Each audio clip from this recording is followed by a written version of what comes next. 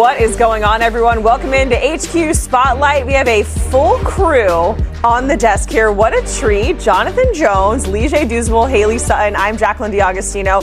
We're also on the same wavelength because we also coordinated our outfits. Guys, we did not do this on without purpose. even talking about it. Actually, we were on the group chat. I guess you were left off. Okay. I was on the group chat. I love having JJ in studio. We've been on air for less than 30 seconds. Exactly. It doesn't take long.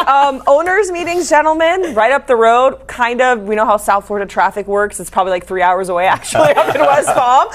But that is why we have a full squad here. It's great to have you guys. So JJ already got one shot in at me. That's Let's right. take it 2 in a row. We're talking about the Dallas Cowboys, of course, to get the show started. Listen, it wouldn't be an off season without a punchy Jerry Jonesism, if you will. We've heard a lot of them to this point. The latest conversation, though, stemming around his star in Micah Parsons.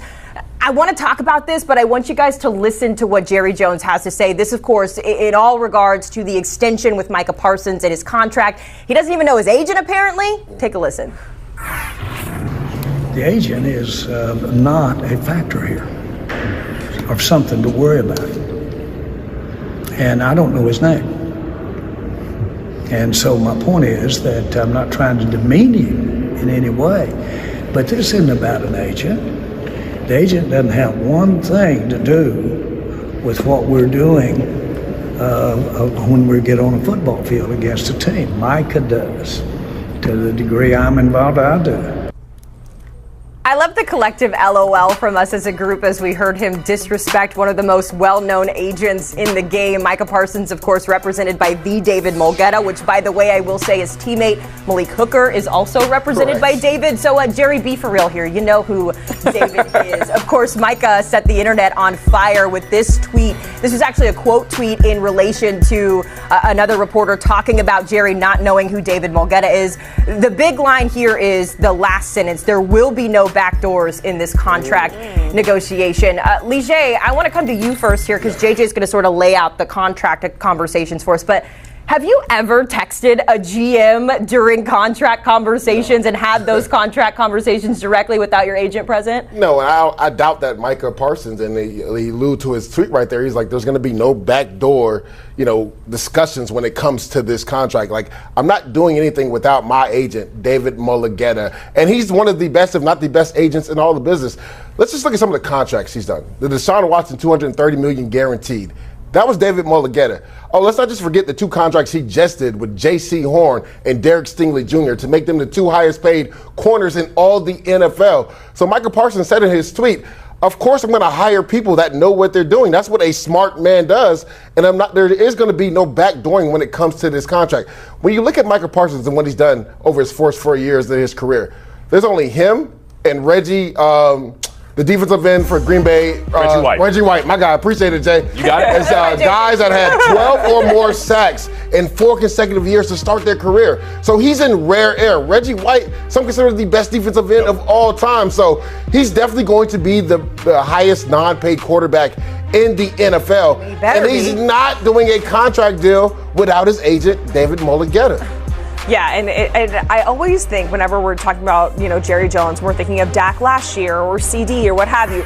The longer you wait, the price tag is just going to keep going up and up and up. And JJ, kind of walk us through what goes on here, how it is going to go down, the process of it, as Micah Parsons, to your point, Lige, is looking to be the highest paid non-quarterback in the NFL. And he ultimately will be. And Jerry Jones likes he talks about, like, I'm comfortable with the uncomfortable. He's okay waiting. Well, it does cost you more. Yeah. And it's going to hurt your cap. It's going to hurt your team building prospects. If the Dallas Cowboys have the money to pay Micah Parsons what he wants to be paid, they absolutely do. But the longer they wait, because consider this, you have Myles Garrett's contract out there, and that was set the bar at $40 million.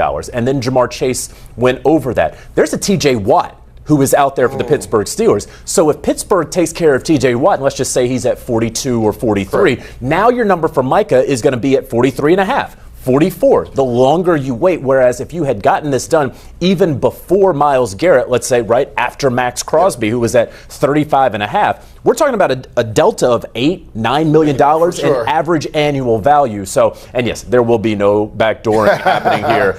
Micah has one of the best agents of the game. And to your point, JJ, this is what Jerry Jones has done. We talked about this a few years ago with CeeDee Lamb and Dak Prescott. Like, why drag your foot and then alienate the best player in your team's agent, right? Because, again, there is a cap. Right, you have to fit everybody under the cap.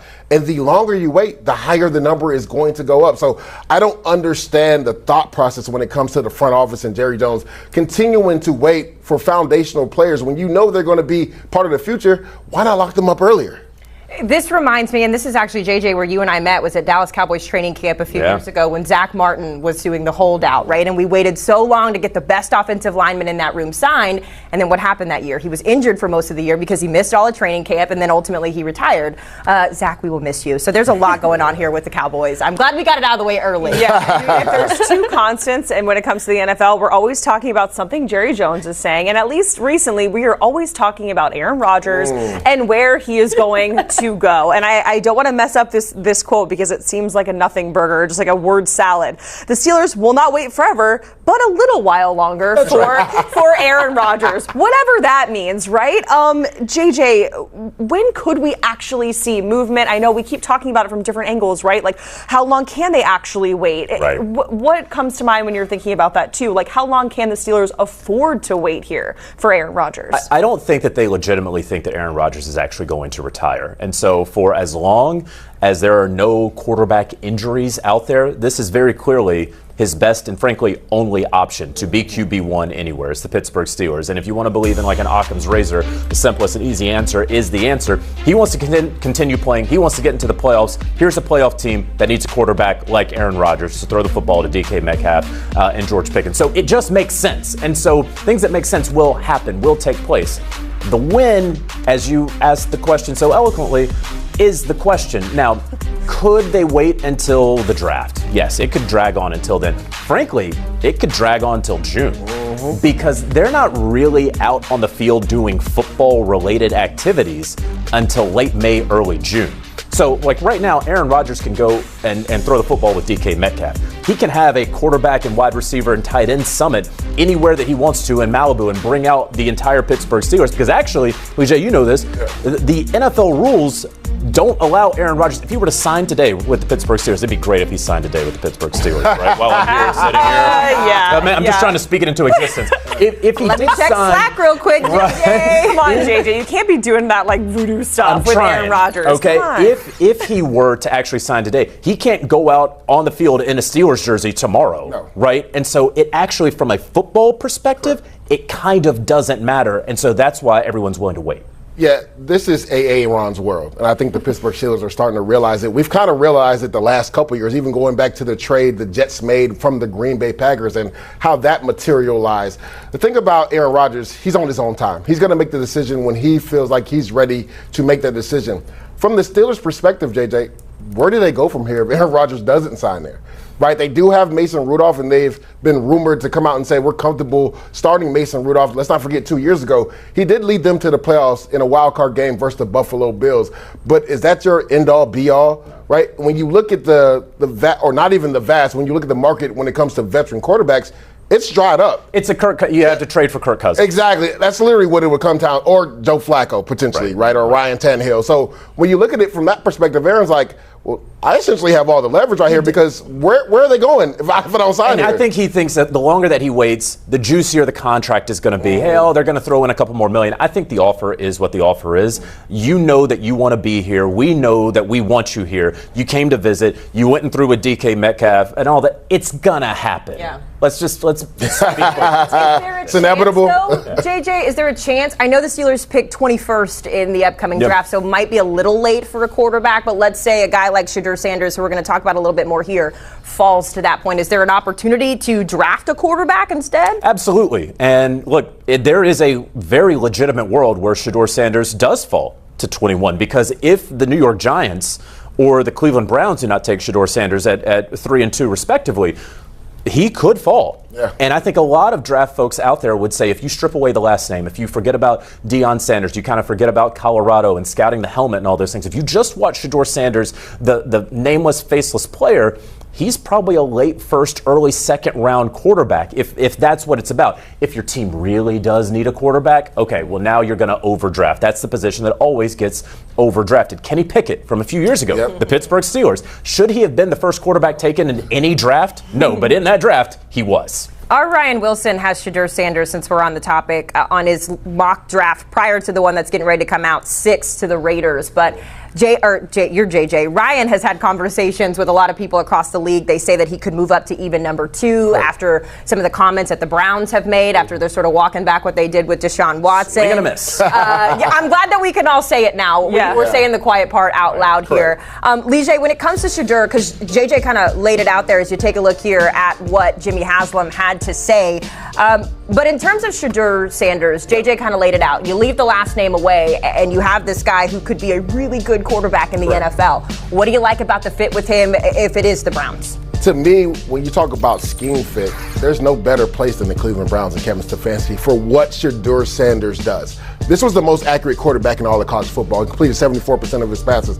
When you're looking for a guy to process and get the ball out of his hands, that's what Shedeur Sanders does. And when you look at Kevin Stefanski, and hopefully he's taking over play calling again, he likes to run the football, heavy play action pass, attack down the seams and in-breaking routes. That's where Shedeur Sanders lives, right there, in-breaking route, touchdown.